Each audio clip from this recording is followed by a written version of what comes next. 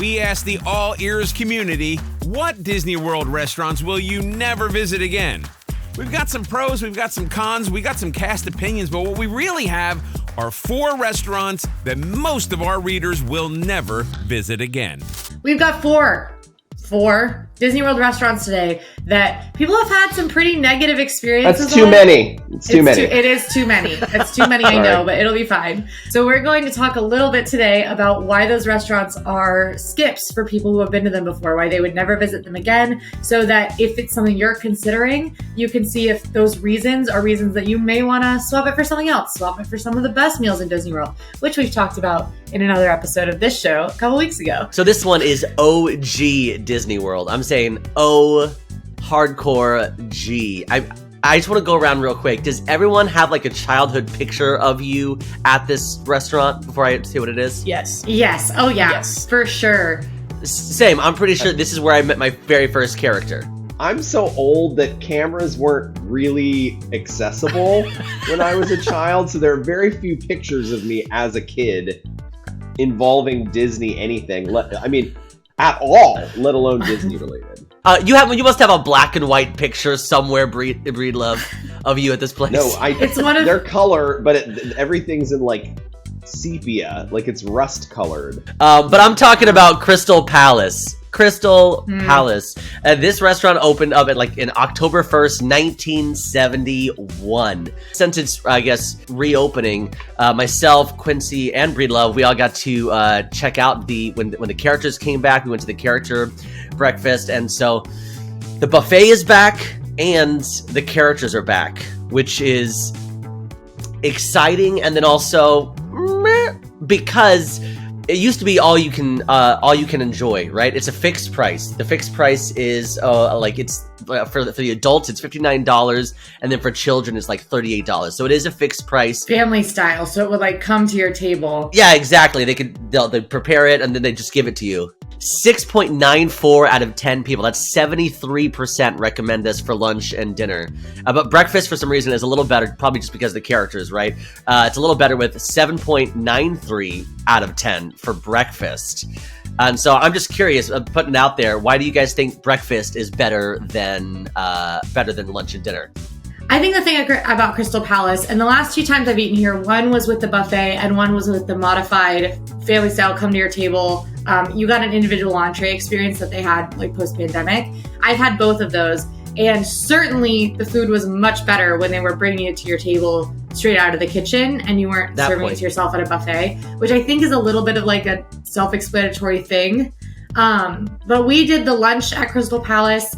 You get to meet characters at lunch, which isn't true of a lot of character meals. Many character meals are only breakfast. Although more of them I think now are the whole day, which is pretty cool. But the buffet here is like American classics, a little lackluster food-wise. Breedlove's plant-based option was an interesting one. But it's hard not to enjoy sitting in the wake of the castle, looking at the castle with Winnie the Pooh coming and hugging you, or you showing him your Winnie the Pooh shoes if you're Sage. And it's hard not to enjoy that. So even though the food does not feel worth the price, you're paying for the characters, the location, and the all you care to enjoy aspect of it, which is why that price is driven up so high. I don't know. Of the restaurants on this list, I actually do feel like this one's a little worth doing than the others, but I have an aggressive love for the 100 Acre Wood Friends. So that might just be... The castle view is a selling point. Fry Bucket and I ate at Cosmic Rays recently during her no sleep challenge, and I said, let me take you over to my special seating area, the place that I always go. And she said, do we talk about this? This is so good. And then if you love the 100 Acre Woods characters, just go over to the Many Adventures of Winnie the Pooh. I don't know. I think there's a really big difference in meeting characters at a meet and greet and meeting characters at a character meal. Like, you get a lot more quality time and you typically see them multiple times at a character meal, when sometimes on a meet and greet, especially if they have a long line, they can move you through really quickly. And it's kind of just like your magical moment could be, here's your autograph, here's your picture, let's go. Whereas at a character meal, they're designed for you to have a satisfying amount of time with the characters. And that means that like I have never had more like in-depth character experiences than either when I've caught a character with no line or a character meal. There's like the character meals that we've done, being able to hang out with those characters like that, it definitely is different. And I think for kids, very, very special, and why pretty much all of us have photos of us, and Relove has a wooden statue of us meeting the characters at this restaurant. Like that's more the draw. And I'll agree with that, because when we would go to these, especially Crystal Palace, I think each character came around like 2 or 3 times. Like I think by the last time Piglet was like, "Oh, it's you guys again. Good to see you." You know what I mean? But you're absolutely right. It really comes down to the food. Specifically, Anonymous is we had heard mixed reviews but wanted to try it anyway. It lived up to its mediocre reviews. Very limited selection, overpriced. Food was not fresh. Overall, disappointing. Which, again, I think it really just goes down to the food. While the castle views might be amazing and the character experiences are awesome, I think the buffet, now that the buffet is back, it's out there for a long time, and it's not going to be as well as enjoyed as the other dining experiences around Walt Disney World might be. Unfortunately, Crystal Palace is added to my one and done list, which I personally agree with. I can't find anything that would lead me to dine here again. The food was good, but average. Basically the same as you would find at a chain buffet. However, I take personal offense to that because I love the Golden Corral, so anybody has the butter rolls at Golden Corral. Thank you. Honestly, we've been talking about Golden Corral lately, so Sage, if you want to go.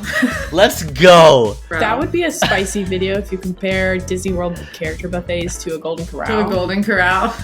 All right, the next restaurant on our list, I think we all are going to agree that it deserves to be on this list, and that is Tony's Town Square on Main Street in Magic Kingdom.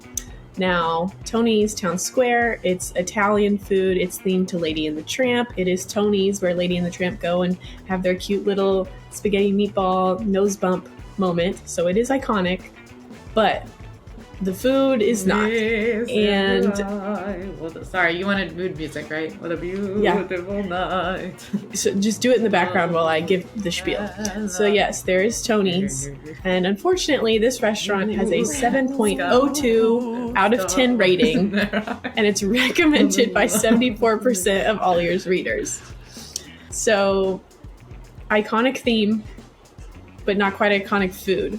We have someone who is anonymous said, a cavalcade came by as I was eating and I got to enjoy the Dapper Dance performing from my patio table, which I loved.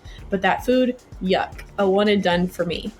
And then, I like this person's name, Team Snicky Snack, said there was nothing about the food that would encourage me to eat here again.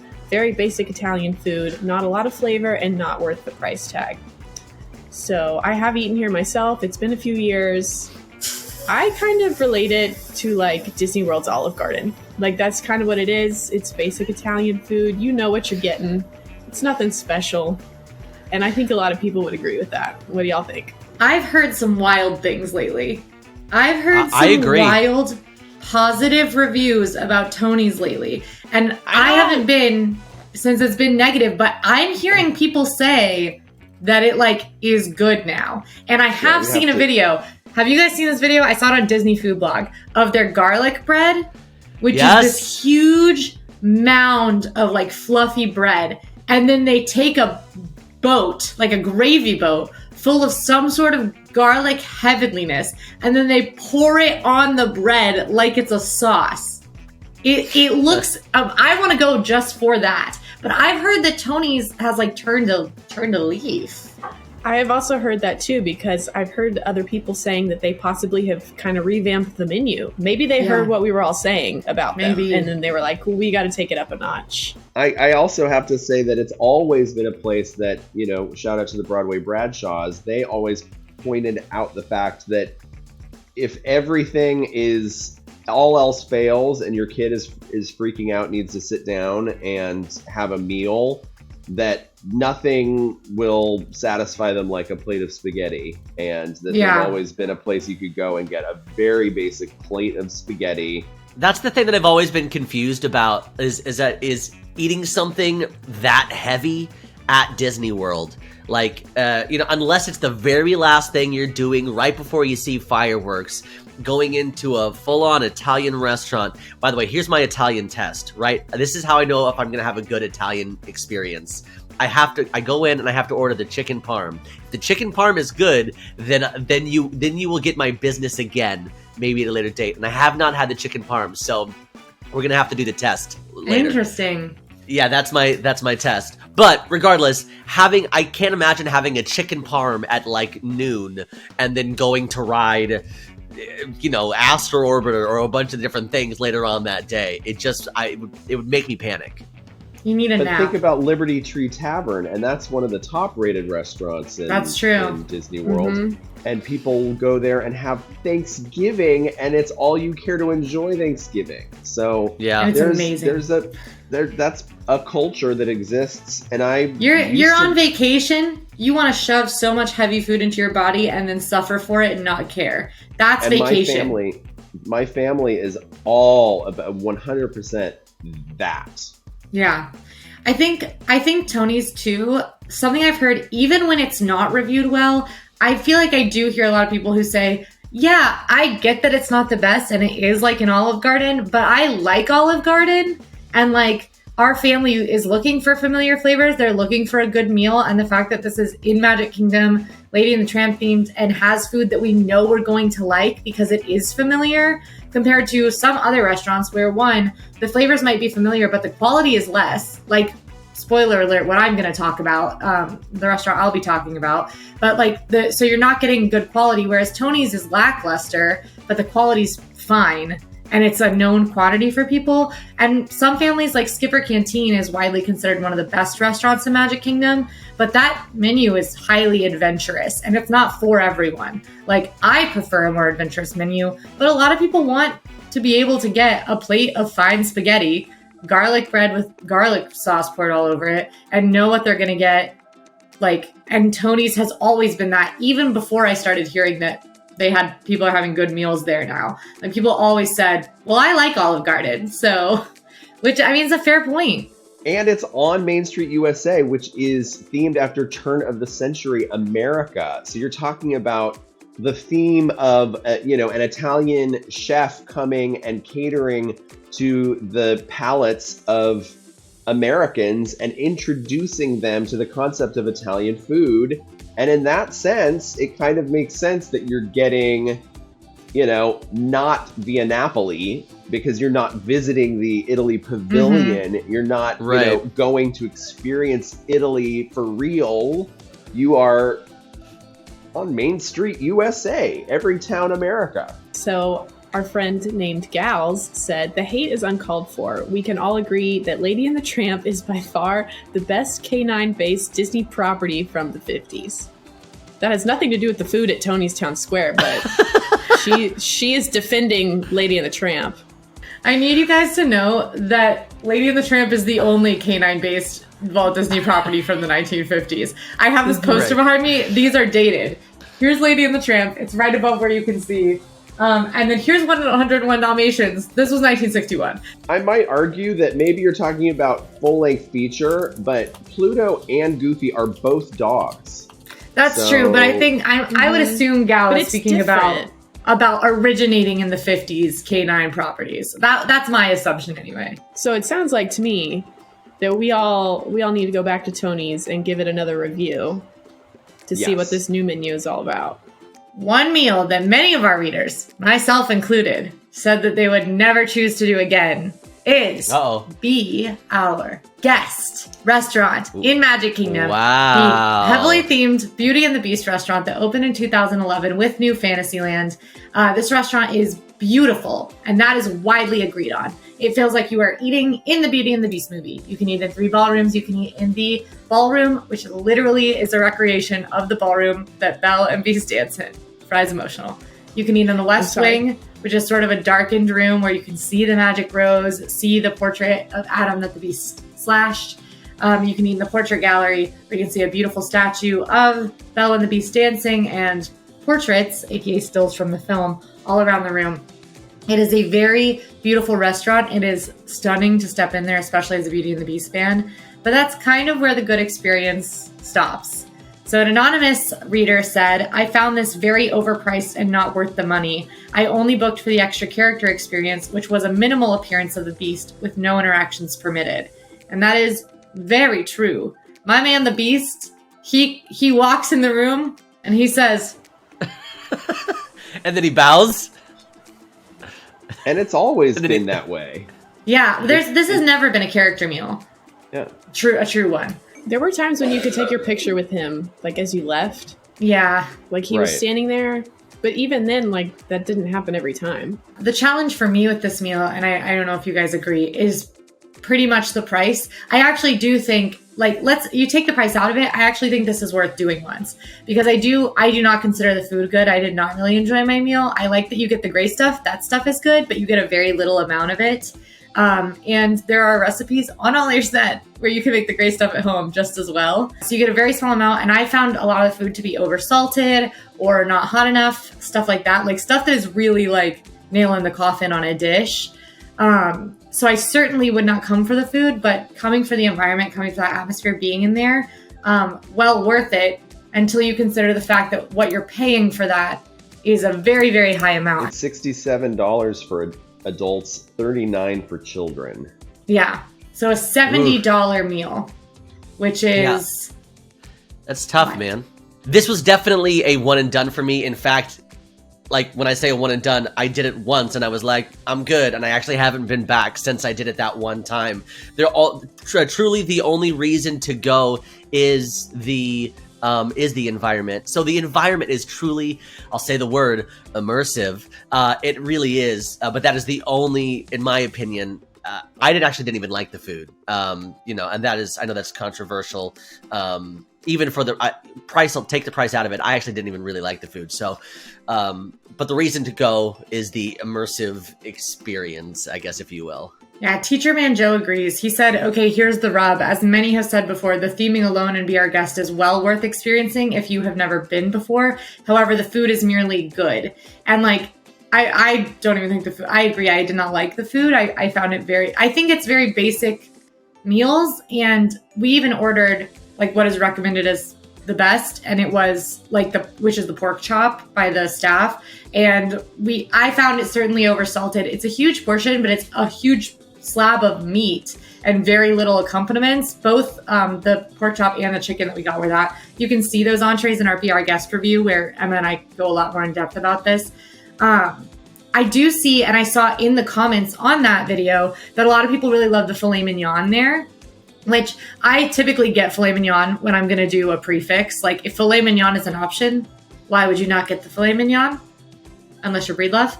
So like I totally like I typically get the filet mignon, and I definitely like get those people who are saying that the filet mignon is pretty good because filet mignon is a good cut of meat, and it when cooked, okay, it's cooked in mass here, like that. It makes sense that people like it, but I find the quality of the food to be akin to a rotational dining restaurant on a Disney cruise. So it's a higher end offering that you're getting, but it's being cooked en masse. And so the service level that you're getting, as well as the quality of the food you're getting, is a mass level of service, mass level of food. So the food is coming out like they're making 100 of that pork chop in the kitchen. Your pork chop's not getting the heart poured into it that it necessarily might at another restaurant. And I think you can tell. Before I was vegan, I did eat at this restaurant. I did have the filet mignon, and I would equate it sort of to like good, maybe like first class airline food. Okay. It has that sort of vibe where you're like meat, potatoes, a drizzle, a thing, and there you go. Mm-hmm. That's how the beef entrees or chicken, beef, chicken, or fish. Like wedding, like a big wedding food, like wedding kind of vibe. That's very much what it is. Speaking of weddings or receptions or whatever, that was my second experience in there. Is that I sang at a reception inside Beauty and the Beast, and that was hands down the best reception I'd ever seen. It was like this. Don't give Fry Bucket ideas. I know it was expensive. It was really, really cool. Look at her; she's seriously thinking about it. I can't. Oh, why did? Oh. I think in terms of the theming and the environment, though, I think this is like a West Wing or bust kind of place, because the West Wing is so elaborately themed. There are effects and various elements that are absolutely not existent in the other rooms. My cousin was just here and ate in the music box room, and I had to explain that it was the music box. I was like, what did you see? What did it look like? And there was like a statue. I don't know. And I was like, okay, that's a giant music box. The ballroom. I sat in the ballroom, and it was like kind of a cafeteria. It was Christmas. I thought maybe it would be decorated for Christmas, and they had like a couple garlands up. It was not. It was not all that. I think that the challenge, so the benefit of the portrait gallery / library is that it is well lit. Unlike the other two rooms are dark, and I hear a lot of people say that about it. The ballroom is incredibly loud. It is so loud in there. It's hard to hear who you're sitting with. Ballroom is actually my favorite place to eat, because that, for me, I recognize more as the iconic room for the movie. I do like to ask for a table that's closer to the windows, because if you look out the windows, you're actually looking out onto the nighttime, and it's snowing, and it's like animated snow, and I really, really love that. And I love the like fresco ceiling in there. The West Wing is the darkest. So if you don't want to eat in the very, very dark, the West Wing is going to be incredibly dark. It's like so dark that taking photos of the lit elements in there is still difficult. It is so dark in there. So the one thing that I will say is a lot of comments on our YouTube video, and I fully agree with this, say that this restaurant was a lot more popular and a lot better when they had different meal offerings. What they used to do was a quick service breakfast where you could go in and order at a counter and then sit in the ballroom and have your food brought to you. And it was quick service pricing. You were paying like $15 for an entree or $20 and then getting to sit in the ballroom and see the theming and walk around and see the theming. No Beast came out, but that's the original way I experienced this, and 100% I am so glad that I did. Was the breakfast good? No, it was a standard Disney breakfast. But did I get to go in that theming for a price that I felt was reasonable? Yes. And they also used to have an a la carte lunch. Now, the only thing you can do is this $70 prefix, which is just such a splurge. And with food that doesn't feel worth it, for me, I would not recommend this restaurant to anyone, even once, unless you are a die-hard Beauty and the Beast fan and you know that being in those spaces will be ultra magical to you. Otherwise, spending $70 to be in there, I just can't recommend it. There are amazingly themed restaurants elsewhere that you do not have to pay as much for, and there's much, much, much, much, much better food than Be Our Guest. Coral Reef. Yeah, Coral Reef. It's what's not to love. You do actually see the fish that I believe they serve at Coral Reef when you're on Living with the Land. I will say the real crime here is that then the fish isn't even good when you eat it at Coral Reef, which is what a lot of people's issue is. It's one of the lowest rated restaurants in Epcot, always has been since I started working here. It's got a 6.99 rating out of 10, and it's only recommended by 72. That's still a lot. I don't know. I think there's a lot of nostalgia here. This restaurant opened in 1986, and at that time, the Living Seas, as the pavilion was known, was a true spectacle. It was the largest aquarium in America, and the ride that you went on was a lot more about the fish and the seas fish, right, and learning about them than certainly the Nemo ride with fun projections of cartoon fish inside the tank with the fake fish. So I think people remember the way that it was and like it for that reason. I haven't eaten here since the 90s, so I have to be fair. I can't weigh in on the food quality, but I hear from Amy, KCL, both our kids were excited at the prospect of eating right next to the aquarium tank, and they weren't disappointed. The meal itself was a little lackluster. Nothing was bad, but nothing stood out. I think that's the theme here, is that you're going to get mediocre seafood when there are better seafood restaurants in Walt Disney World. The Aristocat said, unless you are a mega seafood buff, this restaurant is probably a skip. The draw is most certainly not the food, but that amazing view of the aquarium. Can I just like say a hot take here is I really like their Caesar salad.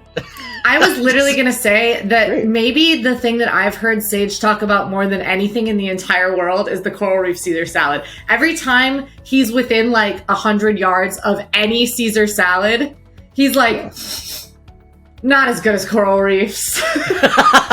Well, okay, hear me out. That's because it's like Caesar dressing is like its base is anchovies, and they actually make the Caesar salad at Coral Reef. They actually make it with anchovies. Again, as sick as it is, Breed Love, the Caesar dressing is pretty solid. And that's the only isn't this also the place where sometimes I haven't seen it in a long time, but like Diving Mickey used to be too. I sometimes hear mentioned their chocolate cake, which I believe is still on the menu, is The pretty Wave. tasty.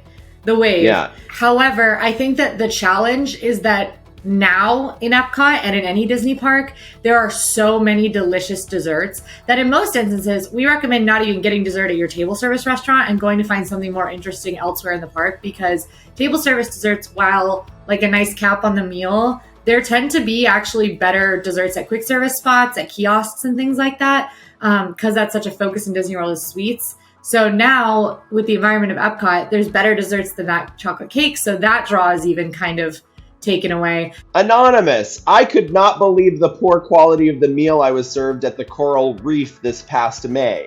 A simple grilled salmon was overcooked and tasteless. My daughter's shrimp and creamy grits wasn't much better. I do want to add for our plant-based friends, if you do get roped into eating here with your family or travel party, there is a grilled vegetable skewer with impossible kefta, roasted plant-based kefta, lentil rice, and eggplant spread.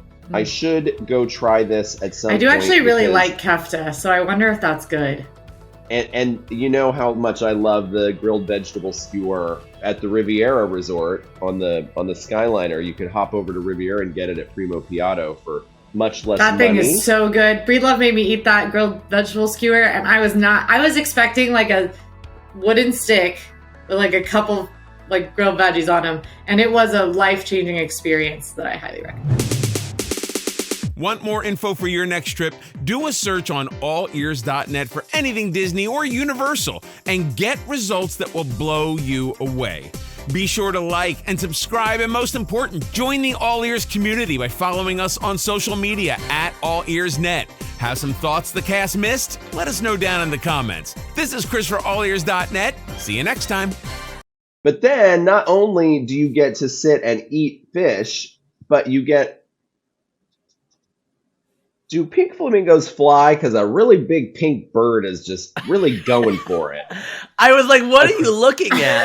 I love Florida. You never know what you're going to see. I don't think we have flamingos outside of like Animal Kingdom. Well, something... I mean, my goodness, that bird was it a pink. sandhill crane? Because I love those, and I do Quincy make... loves those. I make those everybody pink? listen... They're kind of pink. No, they're gray. But I make people listen to the noise they make because it sounds like this. I'm not going to do it. Do it. Oh, now you've got to do it. You're leaving the people hanging. The people at home don't know what they sound like. Mom, I need you to come pick me up, please. Mom.